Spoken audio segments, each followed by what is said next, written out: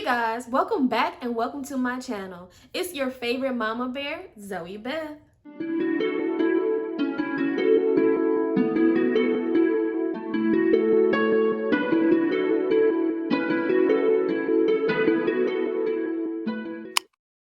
Today we are doing the new mommy tag. So this is a tag that I've been interested in for a while and I just didn't know when to do it. But I also want to introduce someone that a lot of you have been asking to meet. So if you read the title, I think you can guess who is our special guest today. This is Layla Hope. She is 10 months old, going on 11 months. She was born on June 15th. Her favorite toy is an empty Aveeno lotion bottle. Her favorite show is... Her favorite show right now is Bubble Guppies and Blue's Clues. So what do you want to say to the people? Ow!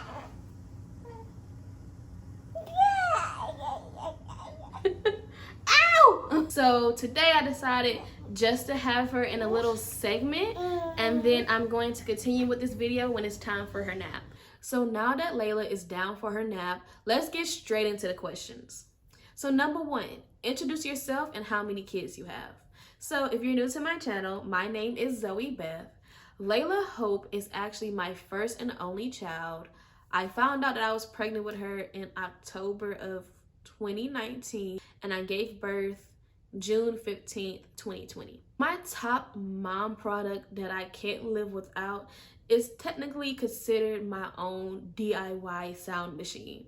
So instead of buying a sound machine, I decided to basically make my own. So my fiance bought me a JBL speaker and I paired it up to her old phone that I had, and that's how I play the white noise. So we are planning on weaning her off. She's 10 months now, so at 11 months we are weaning her off. So by a year, she'll be free from the white noise. But the white noise black curtain combo, I would definitely recommend to any new mom because it's literally a lifesaver. 3. The top mom product that I actually regret buying is actually her play yard bassinet. So now that she doesn't share a room with us and she's out of the bassinet, she completely hates using it as a playpen. She hates being confined. She rather roam the living room. We wasted a lot of money on it, so I would have rather just got a regular bassinet to put next to the bed rather than a giant play yard bassinet, because now it's just a toy box in our living room. 4, what was the hardest thing about being pregnant for 9 months? So the hardest thing about being pregnant was being diagnosed with gestational diabetes. So I didn't have diabetes before or after being pregnant. Every other pregnant person in the world, they had their cravings, like ice cream and everything else. I wasn't even eating that bad. I would eat a cookie and my blood sugar would like spike up. So I was on a 1,000-calorie diet, and I've never been on a diet in my life.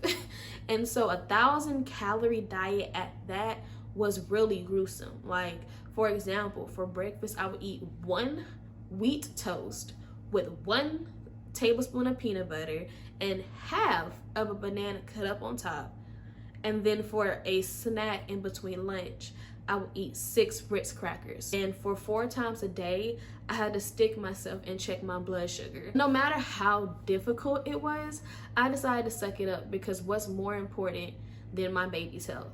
So I ate the crappy diet that was recommended and I kind of just dealt with it. 5, was all the things I heard about childbirth accurate or way off? It was a little bit of both.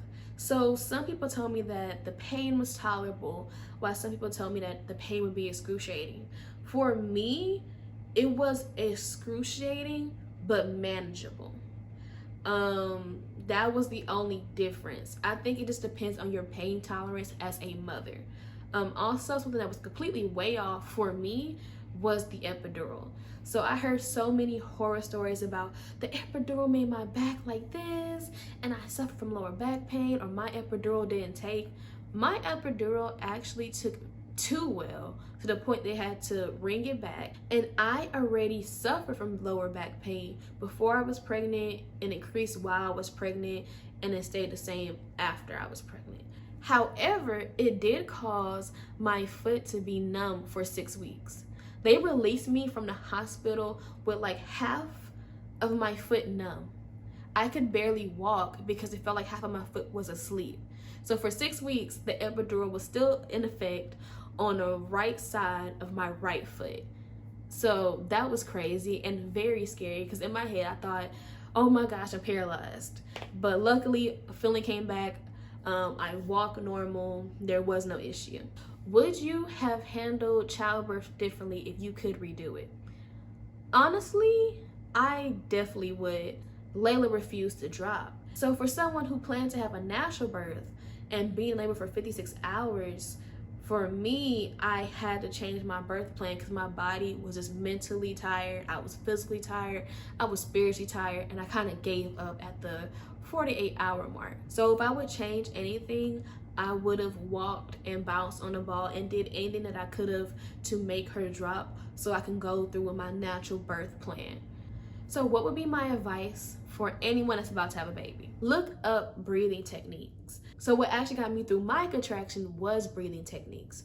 And also I played gospel music. I was asking for strength from God, Jesus, Mary had a little lamb, everybody.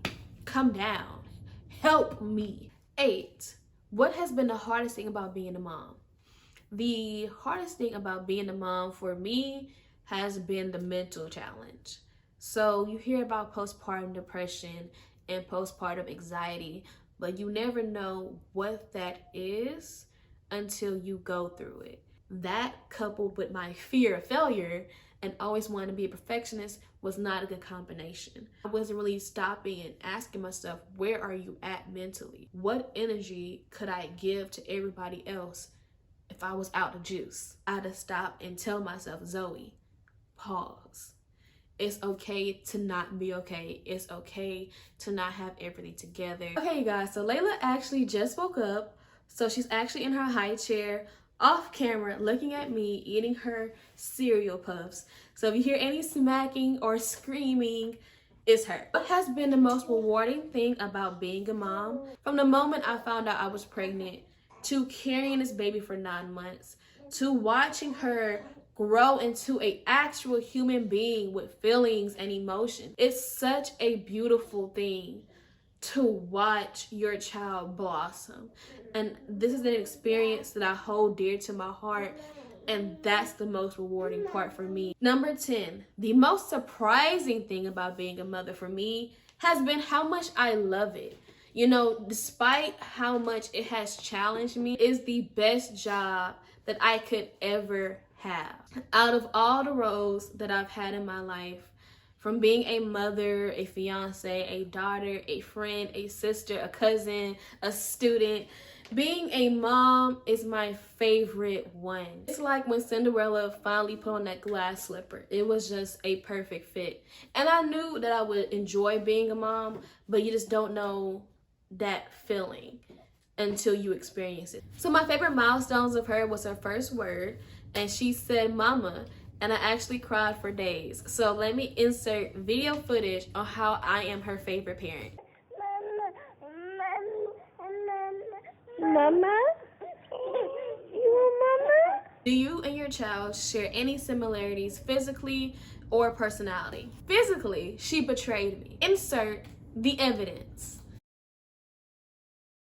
However, she does act like me, which is a good and a bad thing, because I did not ask for this attitude at all. Something that having a child has taught me, it has taught me patience and awareness. Awareness in what I give my energy to. Because I'm so focused on my little family, I've learned to let go of situations that don't serve me, let go of situations that affect me negatively, and not only situations, but people too. Describe my child in one sentence, it would be incredible. No matter how many times she abuses me, she is also intelligent, silly, and she surprises me every day. Every day, I say at least once wow. Anyone who is around her, they say wow as well, because she just keeps surprising me. She is so advanced that sometimes I forget that she's 10 months old. So to cap off this video, the last question is, how have I changed since becoming a mother? And I'm just gonna combine all the other answers. I've become more aware of what to give my energy to. I've became more aware of myself and learning myself, and learning that taking care of myself is not selfish. Overall, I have become a better version of myself in every aspect, and I'm so thankful, because it's all because this little blessing has came into my life. But that's all I have for you today. Thank you guys for rocking with me to the end of this video. If you enjoyed this video, please hit that like button. And for any moms out there that agree, disagree, or just want to answer a question to participate, comment below. And last but not least, don't forget to subscribe and hit that notification bell so you know when I'm back with another video. Say bye.